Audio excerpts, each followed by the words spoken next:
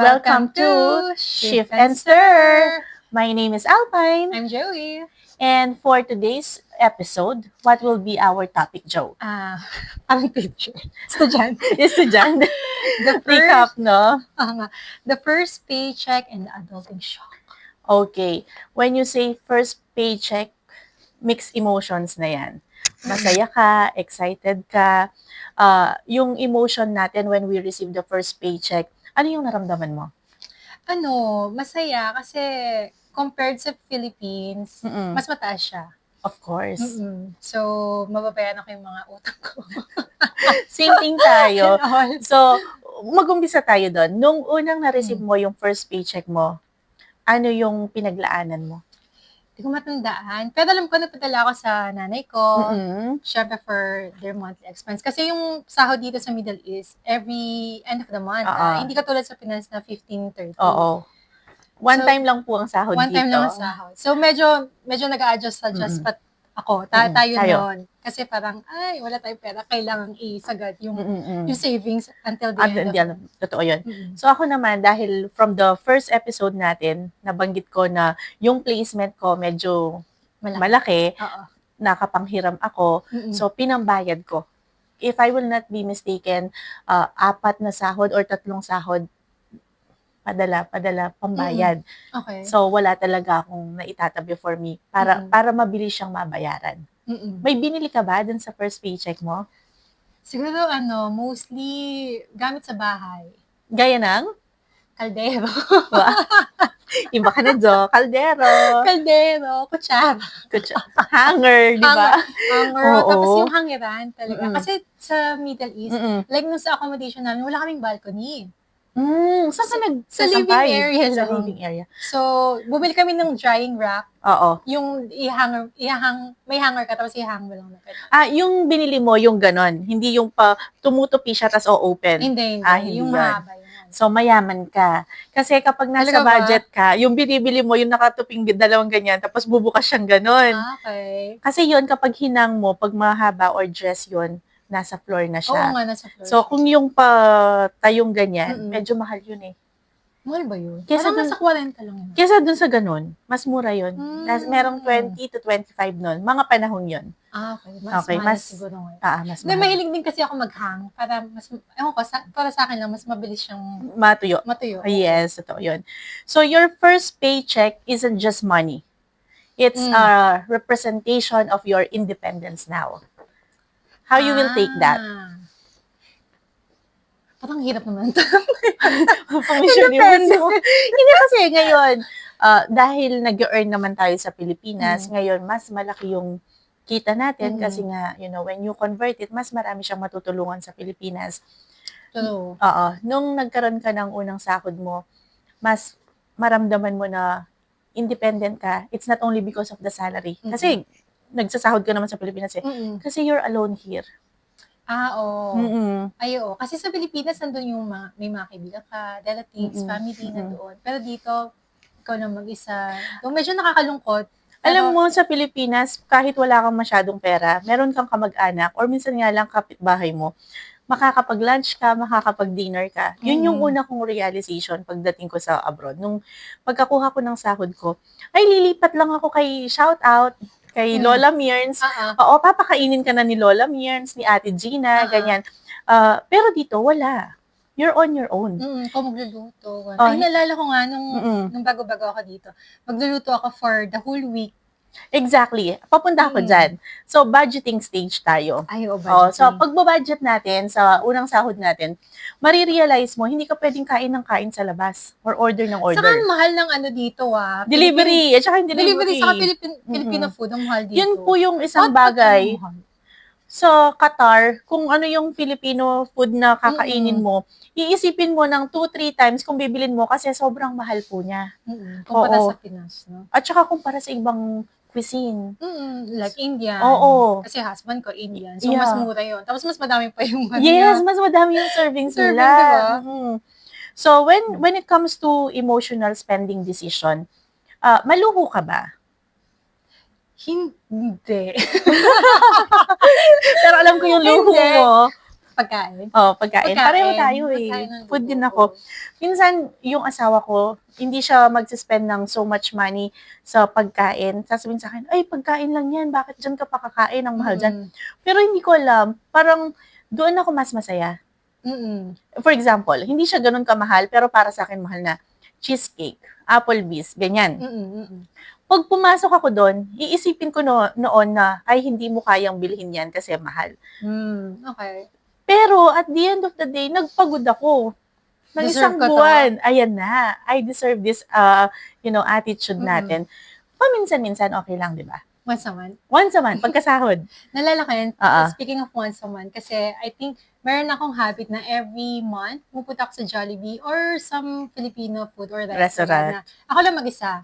Ay, hindi mo kasama si Hindi ko Habi. kasama, wala siya sa buhay. I will treat myself na, uy, pinagpagunan ko to. Though, kahit mga 20 reals lang siya, 30 reals. So, parang sinasabi ko sa sarili ko na, okay, You deserve it. I deserve it. I earned it. So, yun. Pero treat ko na sa self ko yun. Pero alam niyo po, hindi naman dahil maluho kami or lagi kami kumakain. Though foodie naman talaga kami ni Joe. Sa amin kasi, minsan, yung pagkain is a representation ng yung hindi mo siya natikman dati, tapos ngayon may ability ka na para bilhin siya. Or it can be home. Siguro kaya binabalikan mo si Jollibee kada sahod mo, it feels home. Diba? Tapos magsasend ako ng photo sa mga kapatid ko. Kumakain ako sa Jollibee. See the connection. Through the food, may connection ka sa family mo. Kasi, oy, nasa Jollibee ako ngayon.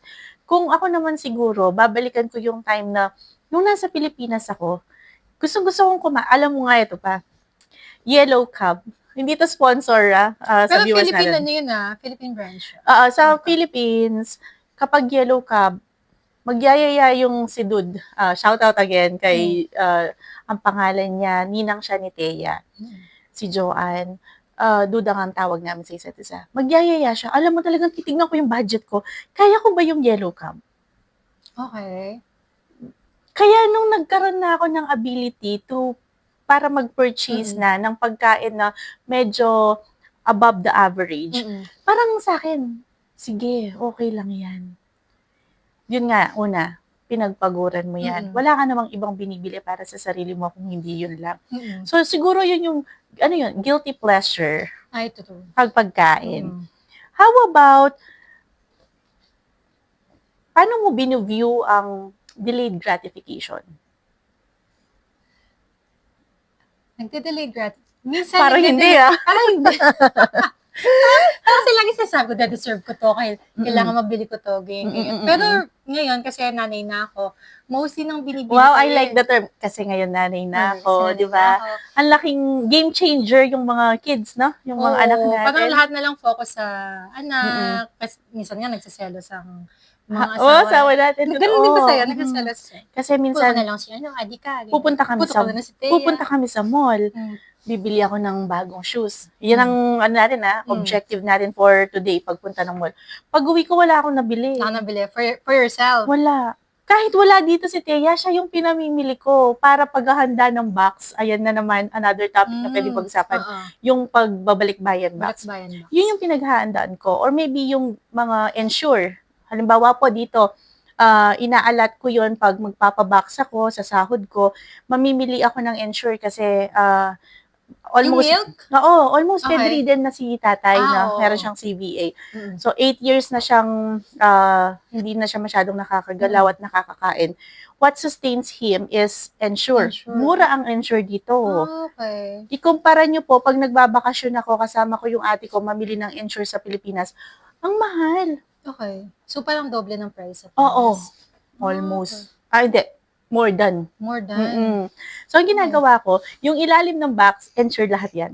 Kasi mabigat, no? Oo, para sa tatay ko. Okay. So, one tip po yun, kung nasa Qatar kayo, mas mura ang ensure namin dito kumpara doon, kahit na pa ilagay mo ang shipping fee. Kahit na pa. Oo. Okay. Kahit na po may ka doon, senior citizen discount card. Oo. Sabagay. So, delayed gratification, minsan dinidelay natin yung para sa sarili natin, pero hindi yung sa mga mahal natin sa buhay. Oo. Anak, Parents, correct. kapatid. Yes. How about, let's go sa topic ng savings. Alam mo, mas ano ka dyan, mas expert ka dyan. Kasi ako alam ko gastadora. Totoo ba? Oo, alam ni Ate Lenny. Hi Ba- pala kay Ate Lenny na nasa Poland. Si Ate Lenny Oo. talaga sobrang galing mag-ipon. Si Ate Lening patala-tala. Favorite ko rin si Ate Lenny. Sumasaya Unfortunately, hindi kami Di ka nag-meet? Hindi kami nag-meet. Lagi ko lang siyang pinapanood sa Facebook mo noon. Nanood nga siya ng first episode. Sabi niya, hi kay Ate Alpha. Oo. Ang tanda ko, ate na ako ng lahat. So, when we go back to savings, sabi mo nga, ang daming way para mag-save. Pero hindi natin i-force ang mga viewers natin para mag-save immediately. Gawa ng meron tayong mga kanya-kanyang responsibilities and obligations. Una sa lahat, siguro yung 50-30-20 rule. 50 for all our expenses, no? Yes.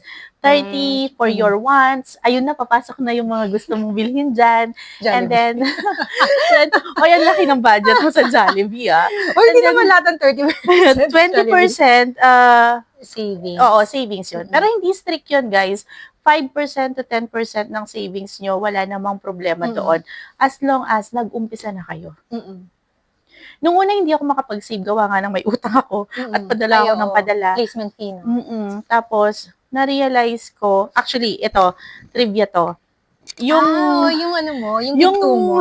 Yung necklace ko na to, hindi naman siya ganun kamahal. 500 something ko lang to nabili. Talaga? Yeah, 11 years ago. Magto-12 na. Ang bigat niya. Ito po, 580 lang yata to. Hindi ko alam kung may pendant siya noon or what. Parang wala. Hindi ko rin alam. Pero alam ko, isang set na siya. Ito yung unang naipundar ko.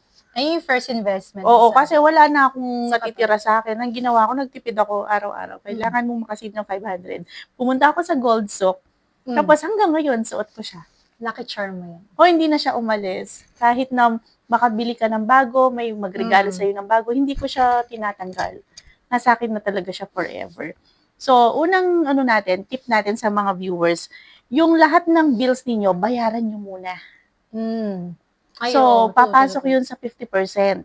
At tapos, yung 20% na binabanggit ko, yun yung pay yourself first. Chinkitan to eh. Paano pay yourself first? Paano yun? Kailangan, di ba nagtatrabaho ka? Ngayon yung nakukuha mong sahod, feeling mo kailangan marirelease lahat yon kasi may kapupuntahan lahat yon, di ba? May naka-budget ka na doon. No, kailangan you pay yourself first. Doon sa sahod ko, 10% ng sahod ko, dapat, it's my payment para sa sarili ko kasi ako yung nagpagod eh. Parang sinasahuran mo yung sarili mo? Yes. Okay. Sahuran mo yung sarili mo. So, dapat 10% sa sahod? Pwedeng 20. Kung kaya mo yung 20, ako tino-20-30 ko ganyan. Pag sinahuran ko yung sarili ko, itong pera na to, ito sa akin to. Kung gusto ko siyang i-save, kung gusto ko siya sa emergency funds, basta't sa akin to. Yung 50%, all our utilities, bills natin, renta, kung sino yung renta, yung remittance mo, kailangan mo magpadala sa Pilipinas. So, kasama na yung 50%? Oo. Okay. Doon sa 30%, doon papasok yung paano mo gagamitin ito sa wants. Okay. Will it be on investment?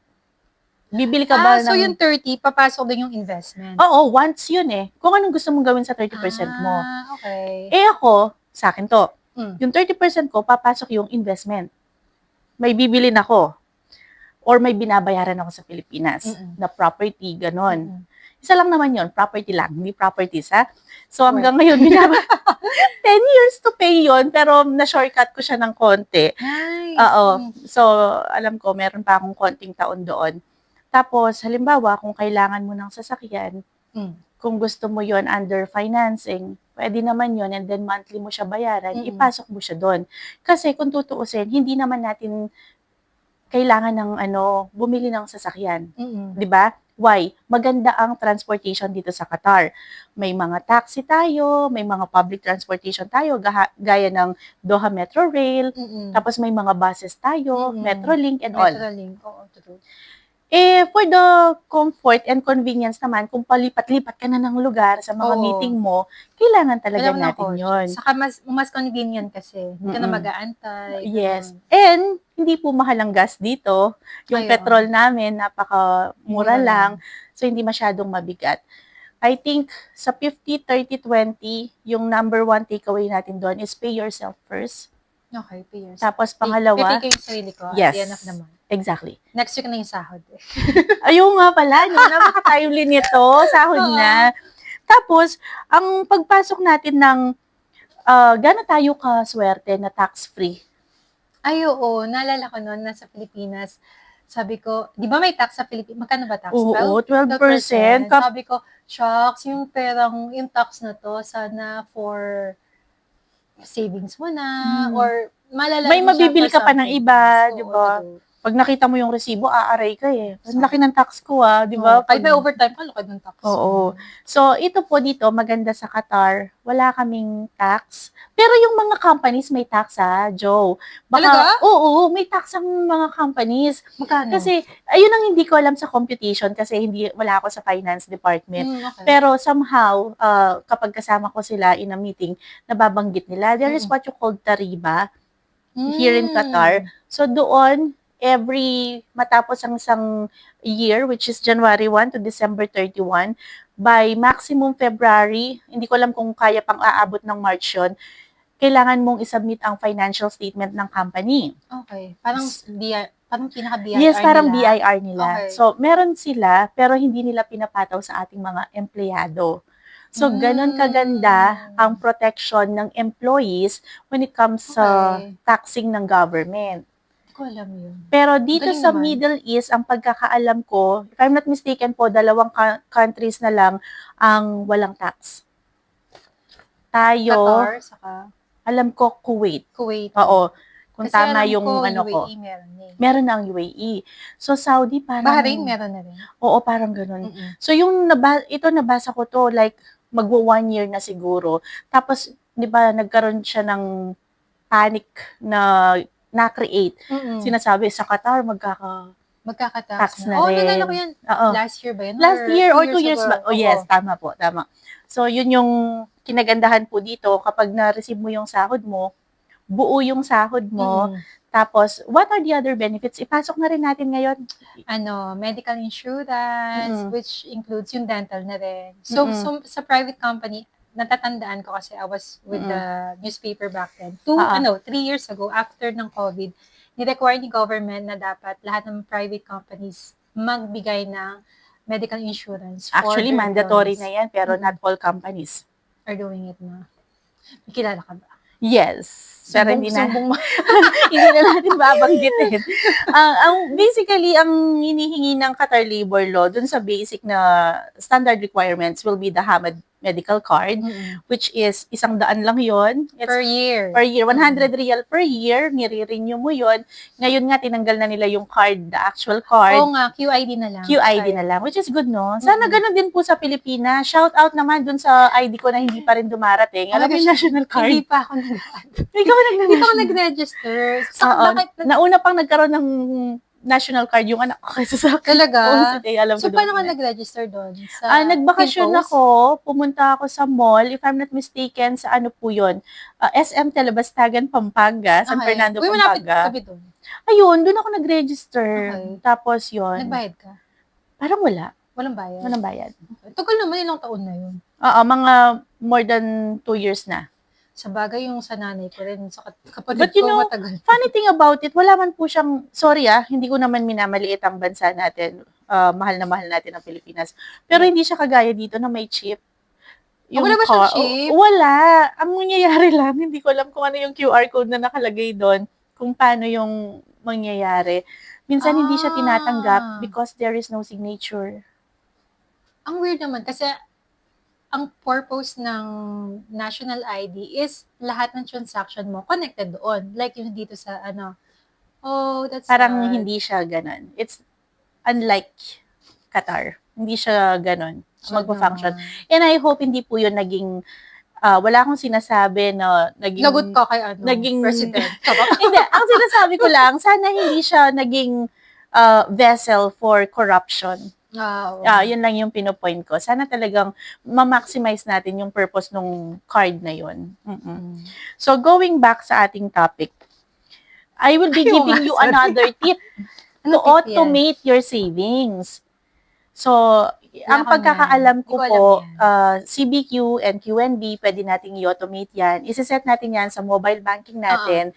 Doha Bank ako. Doha Bank. Hindi pa ako naka-Doha Bank. Kaya Doha Bank ka na. wala. Mas madaming benefits. Talaga? Mm-mm. Sige, Ay, lilipat QNB na ka ako. naman, so carry lang. Carry lang. Madami ding benefits. May CBQ din ako. So, ang ginagawa ko, automation yun. So, automatic, pagpasok ng salary ko, nadideduct yung sarili ko. Yun yung payment ko sa sarili ko. Na Yung sinasabi 20%? 50-30-20% rule. Yung 20%, dun na pumapasok yung automation. Mm-mm. Hindi ko na siya kailangang isipin pa, ay, ta-transfer ko sa savings ko. No, it's automatic. From my current, going to my savings. Tapos, for example, may emergency ka, pwede mo siyang kunin? Yeah. Pwede mo siyang gamitin. Okay. Pero dapat, nasa discipline din yan. Oo. Nag-ipon-ipon ka, kada feeling mo, may urge ka na bilhin. Ay, sige, withdraw. Bili ako Ganyan. laptop. Bili akong bagong iPhone. iPhone. Hindi nga ako nag-iPhone eh. Bakit? Hindi ko alam. Uy, pero maganda ang Samsung ha. Kasi alam Samsung mo, ko dati. dito, parang hindi pa ako bumili ng phone. Galing siya sa previous oo. company ko. Minsan may bonus kami, minsan may raffle, ganun. Sana Maswerte ako all. sa raffle. Talaga? minsan lang Nung unang taon ko nga sa company, nanalo ako ng laptop kaso na-operahan yung asawa ko, hindi ako nakapag-attend. Sayang yung laptop na yun. So kapag wala ka doon, hindi bibigay sa'yo. Tapos, Daya naman. don't worry, nung pangalawa naman, nanalo pa rin naman laptop ako. ulit? Mm-mm. Okay. Para sa'yo talaga. Para sa akin talaga. Kahit sa mga raffle-raffle na pera, medyo maswerte ako. Kaya ako sa loto. Kaya ka, Walang loto dito. Wala. May Sa online Pilipinas. loto, di ba? Yung sikat sa UAE, nandito na ngayon. Nandito na. Mega draw something. Nandito na. Lagi nasa Lulu. Pupunta na.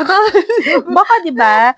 So again, before investing or making big financial moves, focus on building an emergency fund. Dito naman, ididiin ko talaga how important is emergency fund gawa ng situation ko. Kasi yung tatay ko po, lagi, dahil nga bedridden siya, hindi mo masabi kung kailan siya nasa hospital. Oo. So yun yung pinakamalaking worry ko. Mm-mm. So, ang ginawa ko, emergency fund. Hindi lang siya emergency fund para sa sakit. Kung hindi mo malaman kailan ka mawawalan ng work. Knock on wood, wag naman sana. Oo, wag naman. So, kailangan kapag nagre-resign tayo, gawa ng galit natin, ng emosyon natin, ng frustrations natin. Alam ni Ate Lenny yan. Oo, pag nag-resign. Yung dito. Oo. So, kapag pumasok na sa isip natin yung pagre-resign, red flag naman na yon na kailangan iniisip mo rin yung mental health mo, di ba? Pero, bukod sa mental health po, merong financial responsibility. So, hindi kasi natatapos yung mga bayarin. Kahit that is the adult. Doon na papasok ang adulting shock natin. Hirap maging adult. Diba? Nung bata ka, siguro yung pinakamasayang part ng buhay natin, nung maybe high school tayo. Because that was the last stage na mararamdaman mong ang saya ng buhay kasi hindi ka mag-iisip or magkakaproblema, saan ako kukuha ng pera? You will be provided by your parents or guardians mo, di ba? Or kapatid mo. Nung magka-college ka, medyo mararamdaman mo na yung adjustment. Ito yung allowance mo, pero yung gastusin sa school malaki. Oo. Lalo na ngayong working na tayo. Tapos may mga anak na rin Kanino ka hihingi sa mami mo at saka sa daddy mo? Hindi tayo na hinihinga. Oo nga. Baliktad na. Yun yung one realization, lalo na sa mga kabataan ngayon. I-enjoy nyo lang. Tapos, kapag natapos na kayo ng pag-aaral and you are on your own, at least, hindi siya masyadong mabigat. Kasi na-enjoy mo na nung bata ka. Kasi ang hirap kayo maging adult. Oo. Ang mahirap nga yung kinatanda-tanda mo na, doon ka biglang gastadora ka na, wala kang patutunguhan sa financial mo. Spot naman. Hindi. Kasi alam mo, you are your own hero. Walang magsisave sa'yo, especially when it comes to financial, sa pera. Kung kailangan mo ng pera, pwede kang manghiram. End of the day, alam ko yan. Kailangan mong magbayad.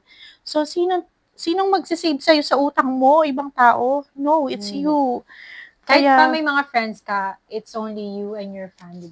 Speaking of emergency fund, naalala ko kasi sabi mo may emergency fund ka for your family and especially for your dad. Kami ng mga kapatid ko, so meron kami isang account. Nakalimutan ko if may bank siya sa Pilipinas. So every time lipat ka na sa Union Bank. May Union Bank to yung kapatid. Ewan ko lahat yata na banko, meron siyang savings. Anyway, So, every time na nagpapadala ako, like, hindi ko alam kung magkano yung percentage. Pero, lagi yun naka-allot. Doon for emergency fund. Oo, very good. So, it's another way rin. I mean, tips para sa kanila. Lalo na kung magkakapatid kayo.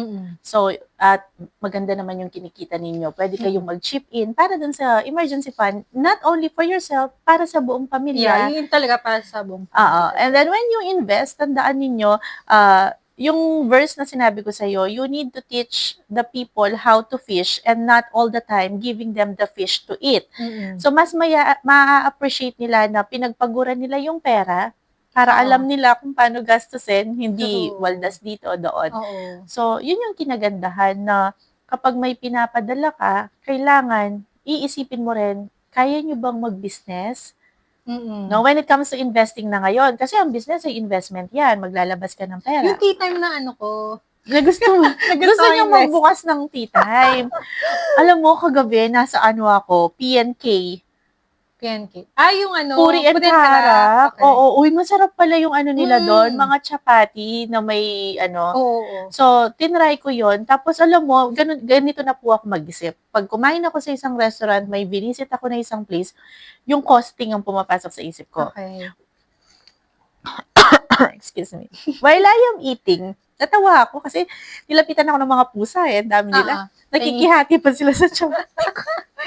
So, what happened is, binibenta nila ito ng 6 real. Magkano ba ang cost nito? Iniisip ko nun, 1 unit lang, isang piraso lang. Kapag mas marami yung binibili mo by bulk, mas mura siya, di ba?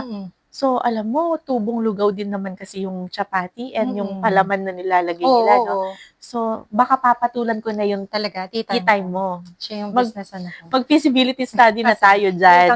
Okay. We watch out po. Yung tea time business na. Mag-tea time business kami. Tapos may upcoming po akong 2 nabukas na business. Ko dito siya. Shout out ko dito. Kahit nasan mang country kayo, pwede kayong mag-take ng training doon sa centers namin. Training ako sa'yo. Online, everything. Oo, sa business.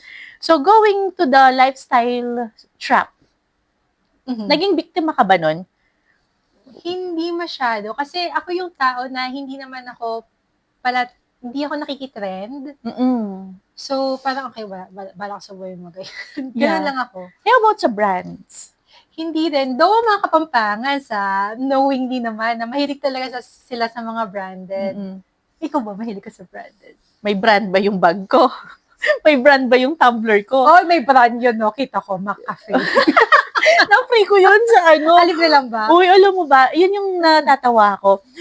Hindi po porke sumasahod tayo at may monthly income tayo, may mga tabi na, pay later, may credit card ka. Yung pay later. Alam nyo, it's a trap. Tandaan mo na I don't have anything against those. Kung kailangan nyo po yun at mapapagaan ng buhay nyo ng mga app na yun, why not? Pero tandaan nyo, especially credit card, no, you are spending the money na hindi sa'yo.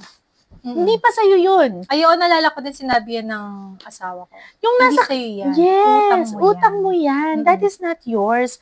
So, may nakikita ako, sige, swipe ng swipe, kasi sasabihin na, credit score. Credit score, oo. So, kung hindi ganun kalaki yung income mo, hindi ka artista, or hindi ka, big businesswoman, businessman, o kung ano man kayo, huwag tayong magpa-fall dun sa trap ng credit card. At the end of the day, pag hindi mo nabayaran yan dun sa month na ginamit mo or after the month na ginamit mo yan, may interest yan. At yun ang unti-unting papatay sa'yo when it comes to financial. So, napakahalaga talaga ng financial literacy, no, Jo? To cap it up. Yung isara natin yung topic, yung episode natin ngayon. Tandaan natin, when the income is increasing, dapat ang increasing savings in the expenses. No, isang malaking trap yun. Nalalakas, sorry. Sinabi sa akin ng asawa ko, hindi porket tumaas ang sahod mo, ha? Exactly. Bibili ka ng bibili na kung ano-ano. Kasi nakita niya, bumili ako ng pants. Pero yung pants naman yun is for work. Saka bumili ako ng something for Ann, kaya may reminder na siya, Sabi ko, no? naman. You know, sometimes, small amount, hindi naman masakit yun. Mm-mm. At kung ano yung, minsan kasi malungkot ka, kailangan mong pasiyahin yung sarili mo. So, Oo. go ahead, Joe. Bili akong pants. Oo, pero wag kang mahal na mahal mo. Oh, Baka hindi yung mo pants na mo, lang yun. 1,000 ha? 30 reals nga lang yun. Oo. Naka-sale siya from 50 something. Oh, good 60 na plus, yon, diba? good deal, di ba? So, here, you can treat yourself, no? Mm. For meaningful naman yung pang-treat mo sa sarili mo. Jollibee. Tea time. So, alam mo, sana ma-sponsoran tayo ni Jollibee at tea time, no? Oo, Tapos, baka namin. you can also, go back sa mga taong nakatulong sa'yo nung nagsa-start ka. Give them something, nakatulong? maybe Family ko. small amount or maybe any gift na Mm-mm. magre-remind sila, na naalala mo sila ulit. And then, again, investment is number 1. Yun yung pinakamahalaga. True. Pwedeng gold, pwedeng lupa, pwedeng Bahay. oo. Sa bahay kasi, as long as huwag mong pakalaki, baka yung mga maintenance mo doon, papasok yung gastos mo. So, I think if you can do a business, like you. Yeah, low-hanging fruits, yung mga maliliit lang na businesses na kaya mong i-take yung risk, doon tayo mag-stick. Go. And then, do you have any final tip or message? Especially dun sa unang sahod ng taong nanonood ngayon sa atin. Siguro, like yung sinabi mo kanina is, bayaran muna yung mga utang para hindi mo na siya iintindihin the following month, the next month. So, settle everything and then start saving and investing. Hindi ka lang dapat puro save. Kasi what if may emergency? So, lahat ng savings mo pupunta doon. So, important din yung may medical insurance ka for yourself and your family. So, kung may mangyari man na hindi maganda, at least insured yung family mo and yourself. Especially ngayon, dami ng sakit. Yeah, true. Siguro for me, it's about learning how important is employment, pero mas mahalaga ang entrepreneurship. So, nasa ako yun eh. Nandun ako sa stage. Nasa stage ako. Parang, ako employee pa din ako. Paalis na ako sa employee. Yung stress Pag ko. nagka-tea time ako, sige, Matanda na kasi ako. So, yung paalis na po ako sa, actually, wala na. Hindi na ako empleyado. Tumutulong na lang ako sa previous company ko, pero hindi na po talaga ako empleyado. Ngayon, saan ako papatungo? Doon po tayo sa business. Kapag nag-business ka, napakaraming responsibilities, yes, but napakarami ring freedom, Jo. Financial freedom ang makukuha mo. Dapat ma-start ko na yung tea time ko. Pero dapat discipline tayo, ha? With that, guys, start simple. Wala pong rule na kailangan 20% agad. Pwedeng 5%, pwedeng 10% ang savings niyo. Save a little. Spend wise. Stay consistent. Yun, stay consistent. Yung pinakamahalaga, stay consistent. Kontrolin niyo yung sarili niyo. So, thank you for watching. Once again, this is Shift and Stir. Stir na. Mali yung stir natin. Nung Kasi first Pilipino episode. kami. Mag-explain kami ng konti. Sabi namin, Shift and Steer. Kasi sabi mo, Jo, kapag sa Pilipinas, kung ano yung nakasulat, yun din ang bigkas. Yun din ang basa, no? So again, this is Shift and Stir. Again, this is Alpine. This is Joey. Thank you for watching. Bye.